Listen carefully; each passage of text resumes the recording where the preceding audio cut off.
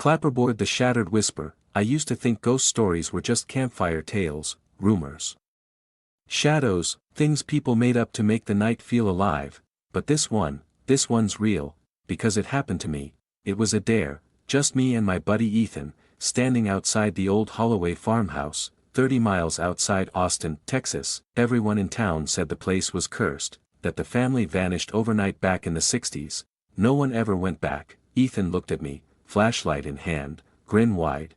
Come on, dude. 10 minutes inside. We'll get it on video, post it online, instant legends. I should have said no. The moment we pushed open that door, the air changed. The wood groaned beneath our boots like it was warning us to leave. The smell of mildew, dust, and old smoke clung to everything. Inside, time felt stuck, rotten furniture, ripped curtains, cobwebs thick as rope. And in the middle of the living room, a table, and on that table, a vase. It didn't belong there, perfect white porcelain, shining under our flashlights. Faint red lines crawled across it like veins. Everything else in that house was dead, but that vase, it looked alive, probably worth something, Ethan said, stepping closer. I grabbed his arm. Don't. Just leave it. He laughed.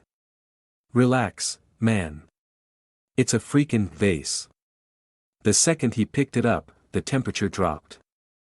My breath fogged in front of me, and then, a whisper, soft. Cold. Right in my ear, put it back. Ethan froze. You heard that? He asked. Before I could answer, the vase started heating up in his hands. He hissed, tried to drop it, and it shattered, not like glass, like something living just broke open. Dark red liquid spilled out, thick and slow, soaking into the wooden floorboards. The smell hit us next, metallic, sharp. It was blood. Ethan stepped back, shaking. It's gotta be paint. Tell me it's paint. The whisper came again, angrier. You broke it. My flashlight flickered, and when it came back on, she was there, a woman, standing at the end of the hallway, skin gray, hair hanging over her face, wearing what looked like a faded white dress, soaked red from the waist down, her head tilted. Her mouth opened, but no sound came out, only the whisper, echoing from everywhere. You broke it. Ethan screamed and bolted. I followed, but the front door was gone, replaced by a wall.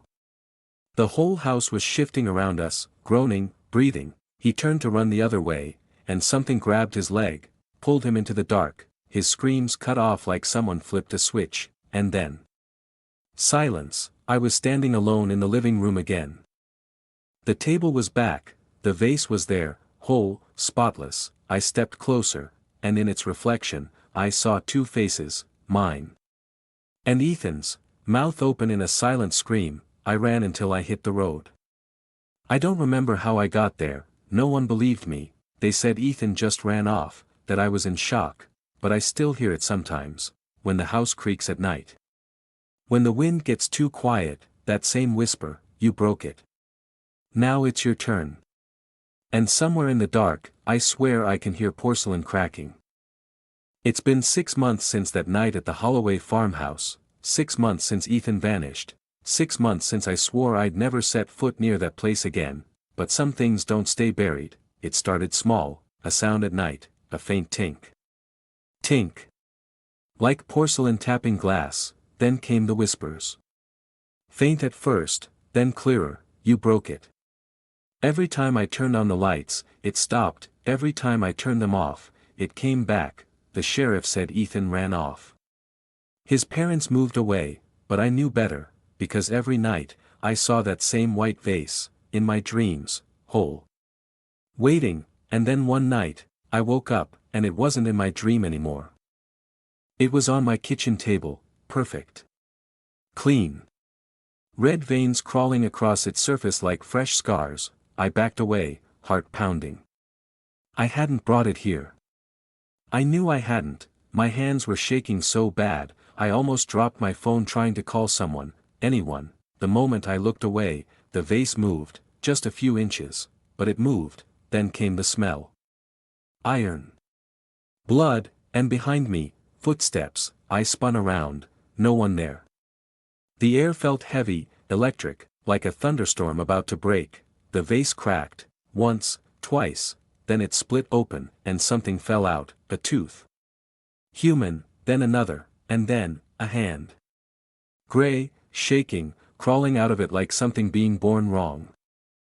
I stumbled backward as the shape began to rise, her shape, the same woman, that soaked red dress. That head tilt. Those hollow eyes, but she wasn't alone, something was behind her, taller, darker. And when it stepped forward, I froze. It was Ethan, or what was left of him, skin pale, veins black. His mouth stitched into a grin. His eyes rolled white, he opened his mouth, and that whisper came again, the same one from the house, only this time. It came from him, "You broke it. Now you belong to it." I ran, out the door, into the rain, barefoot, bleeding, screaming. But no matter how far I went, every corner, every streetlight, every gas station window I passed, I saw it, the vase, sitting there. Waiting, sometimes on a shelf. Sometimes in a reflection. I smashed every mirror in my house, but it didn't matter, because every night now, right before the lights flicker, I see Ethan's face in the glass, smiling. Whispering, "You broke it. And it's not done with you yet." I couldn't take it anymore, the whispers. The shadows. The vase appearing everywhere I went. I hadn't slept in 3 days, every mirror in my house was smashed. Every light stayed on, but the whisper still followed, "You broke it. You belong to it." That night, I made a choice. If it came from that house, that's where it was gonna end. I drove out to the Holloway farmhouse just after midnight, no moon. No stars. Just a dead road stretching into nothing. The house was still there, barely standing, wrapped in mist and silence. When I stepped out of the truck, I swear the ground moved beneath my boots, like the earth itself didn't want me there. I brought everything I needed, gasoline, matches, and a hammer. I wasn't leaving until that vase was dust. When I pushed open the door, the same smell hit me again, old wood, rot, and something wet. My flashlight flickered once. And there it was, the table, the vase, exactly where it had been that night, waiting for me. I didn't hesitate. I raised the hammer high and slammed it down. The vase cracked, and the entire house screamed, not a sound from the wind, a real scream, rising from the floorboards, the walls, the ceiling. Like the house itself was alive and dying. The vase began to bleed again, thick, dark red, spilling across the table, and then I heard it, a voice, his voice, "Why'd you come back? Man." Ethan. I turned, and there he was, standing in the doorway, barefoot. Eyes hollow. Skin gray like ash. He smiled that same stitched grin. "You can't burn it," he said. "It's part of you now." I didn't listen. I poured the gasoline over the table and lit a match. The flame roared to life, swallowing the room in seconds, but instead of burning, the fire turned black. It crawled up the walls, along the ceiling, and then straight toward me. The whisper grew louder, layered with screams, hundreds of them, men, women, children, all trapped inside that single, endless voice. "You broke it. You broke us." The vase shattered one last time, exploding in a blinding flash, and then, nothing. I woke up in a hospital 2 days later. They said a gas leak caused the explosion. The farmhouse burned to the ground. No sign of Ethan. No sign of the vase. They told me I was lucky to be alive, but I don't feel lucky, because every night since then, my dreams are the same, the house. The fire. The whisper, and when I wake up, there's a faint red line running across my wrist, like a crack, like porcelain, and sometimes, when it's quiet enough, I can hear something inside me whispering back, "You broke it. Now it's fixing you."